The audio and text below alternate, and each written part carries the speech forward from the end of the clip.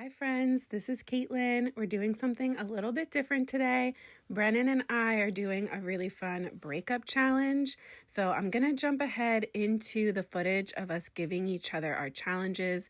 We picked one category the other person could not make their card with. So Caitlin, are you ready to learn what you'll be breaking up with for this card? I am. You cannot use any alcohol markers. And you know why I was saying alcohol markers? Because I'm not just going to say Copics, because I know you have the Olos. I do. Total. All right. They're banished. All right, Brennan, are you ready to know what you are breaking up with? I'm honestly kind of scared. Because we said we're going to be ruthless. Yeah, I'm going to insert a picture of that, because you literally asked for this. Yeah, I did. Okay. No colorful inks. So black stamping ink is fine, and embossing ink I'd be fine with too, because that's clear. But no colorful inks. No blending. She's forcing me to color with my Copic markers. I mean, or like crayons. I don't know. Should I pull out my Crayola Pipsqueak markers? Yeah, it's fine. I feel like that's worse. I guess goodbye to my Simon Hurley and my Catherine Pooler inks. Yep, they're going to get the day off. I don't know what I'm going to do. We're going to figure it out. Are we? Yeah. Am I just going to get a pen and write hello on the front of a card and be done? Yep. Have fun. Yay. You too. All right, so as you heard, the category I was asked to break up with now that Valentine's Day is over is my alcohol markers, right? My Copics and my Olos. So the first thing that I thought of was this Pinkfresh Studio's like die and stencil and stamp set that I have had in my stash for a long time and I haven't played with in definitely over a year. But I love it. So beautiful. So you can see my stamp is pretty stained, but she was well loved when I used her. I was playing around with like the ink on 3, I think ink the last time I used it, and that stuff does not come off. But you can see it's still stamping beautifully. So I inked up I inked up my stamp with the archival ink, which I don't normally do. But since I wasn't Copic coloring, I didn't need to use my honeybee, so I thought I would change it up. And I'm using this low-tack sticky mat from Pink & Main, which is really convenient for stenciling like this.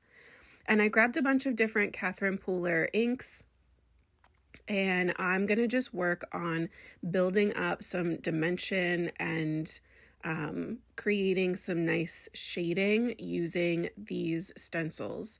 So you can see I have 2 colors for each combo. So we have like a red, a green, a yellow, and I'll also bring in a purple at the end.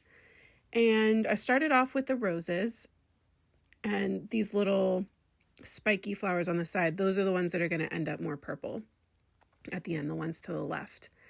And I really just wanted my roses to be, darker in the center. I'm tapping off the excess ink from my little blending brush onto the stencil before I go in so that I have more control over how much ink is getting placed. And these little brushes are also from Pinkfresh. They're really nice. They're really easy to use, and I like them for these smaller stencil sections. And yeah, so I went in with that brighter Cranberry Fizz. Then I went in with Merlot and really tried to emphasize the center of those flowers and really darken them up. I figured where the petals are really packed tight towards the center would be a little bit darker. And then I am repeating that same kind of idea for these bigger, more open flowers. I went in with this softer yellow first. I think this is Buttercream.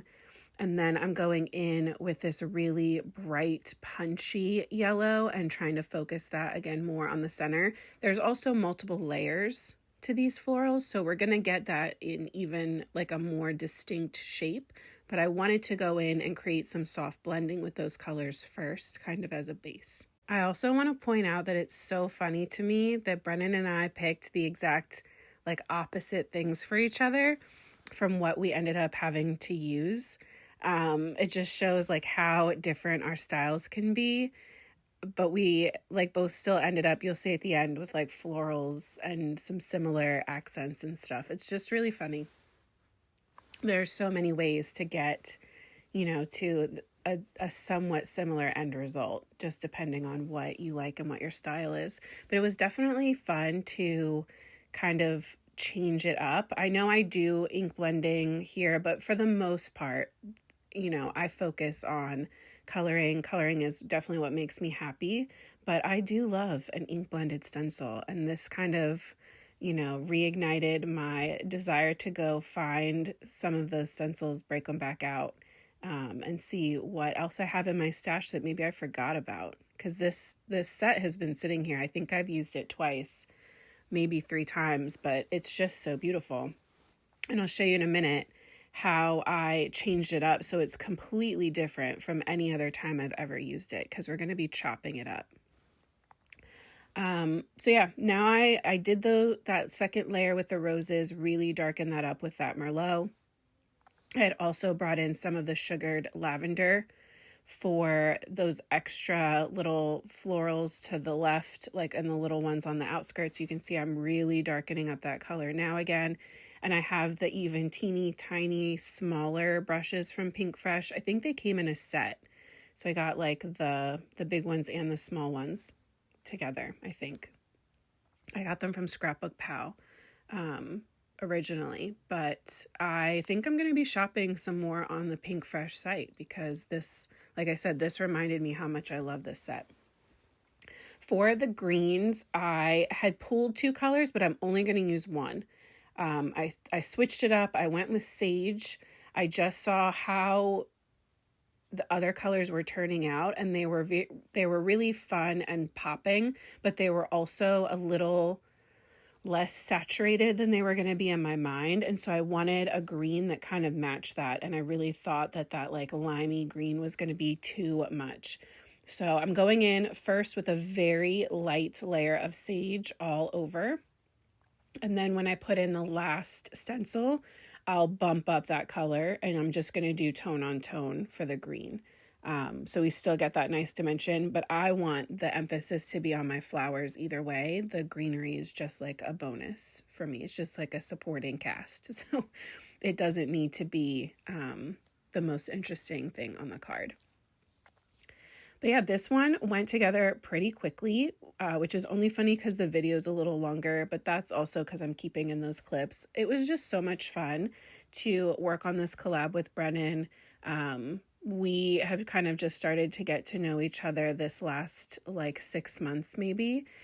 He usually hops into my Pink and Main lives, which is so nice. And we always run into each other in other people's lives, usually on TikTok. Like we'll talk with Ralph when he's live. And it's just, he's so funny. He definitely thought I was a lot younger than I am, probably because I do speak fluent TikTok. If you don't know, my job, day job, all the time job is I'm a social media manager for a small company called Bloom Daily Planners. And so I'm on social media, all platforms, pretty much all day, every day.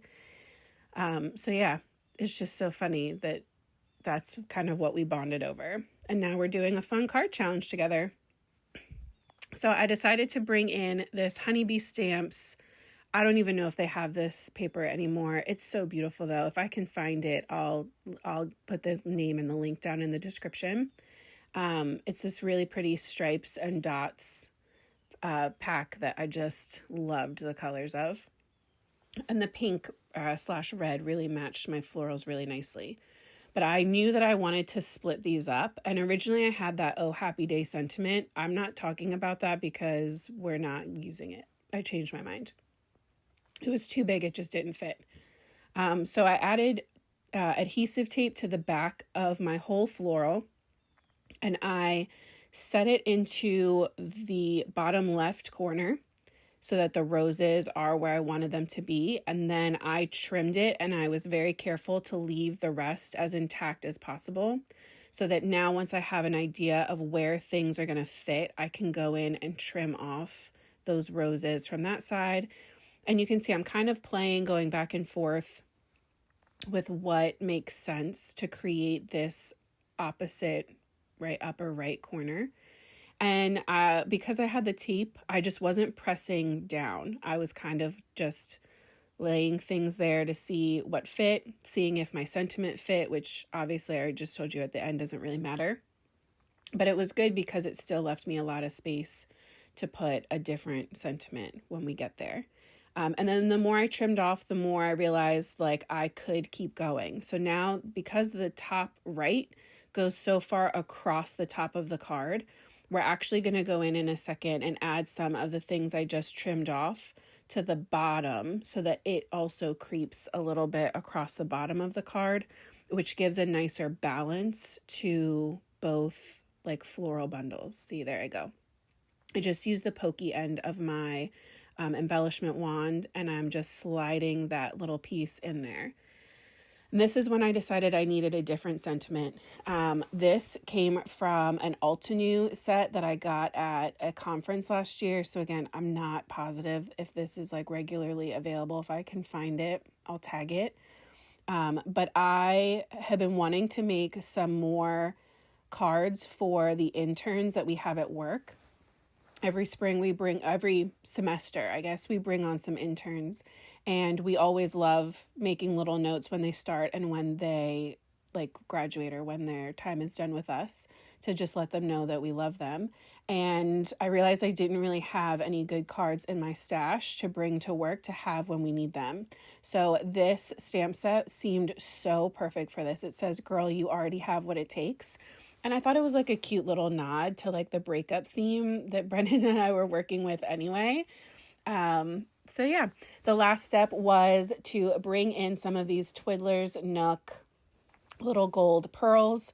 I like that there's a couple sizes in the set, but I also like that they're small. Like even the biggest one is small.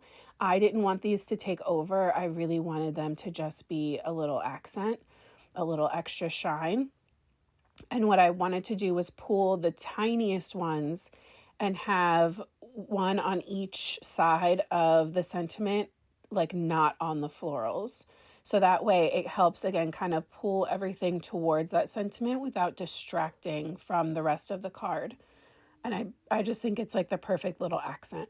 This card just turned out so cute, and I'm so happy with it. I'm going to give you a closer look, and then I'm going to add in some footage of Brennan and I showing each other our cards. I'm also going to link his video down in the description, so when you're done, go pop over there so you can see his whole process, and stay tuned at the end for a fun little blooper. All right, so this is my card that I made. There we go, now it's in focus. So, no alcohol inks was my condition, right? Yes. This is my card. That is really pretty. So, that is really, really nice. Thank you. It's like a Pinkfresh Studio with like the layered stencil and the die and the stamp that I had from like a zillion years ago that I never use, and it's one thing, so I cut it up into like a bunch of pieces. So I had a lot of fun trying to create dimension and shading without using my markers. So there you go. So are you ready to see mine? I am. So we have this wonderful card here that says hello off-centered. Perfect. And I thought it was very minimalistic. No, I'm joking. I didn't glue it to the card base yet, though, because I didn't want to waste that card base with writing hello on it. So it's technically not done, but it's good, close enough. You know that I'm fine with a card front. That's yes. A card front equals a card for me. Yes. So if all the viewers at home, if you don't know, basically a lot of us just post the card front and not the actual card glued to a card base. But yeah, so it'll be great. So here is my card. That's so fun. Foiling. See, I said like 5 times though. I wish I could have done ink blending like along the edges to add a little dimension. Yeah. And then I realized I should have stamped with like embossing ink on the white hexagon there, just to add a little bit more to it. But it's okay. It's okay. I like it. I do too. And we both have gold pearls, which is fun. Oh yeah, that is funny. That we both ended up with gold pearls. Yeah. And floral. And like, our florals are similar too. Yeah. Mine's fall binders, so like similar vibe. Yeah. I like it. Yay! Go us! Yay, we did it! And we didn't kill each other in the process. Yeah.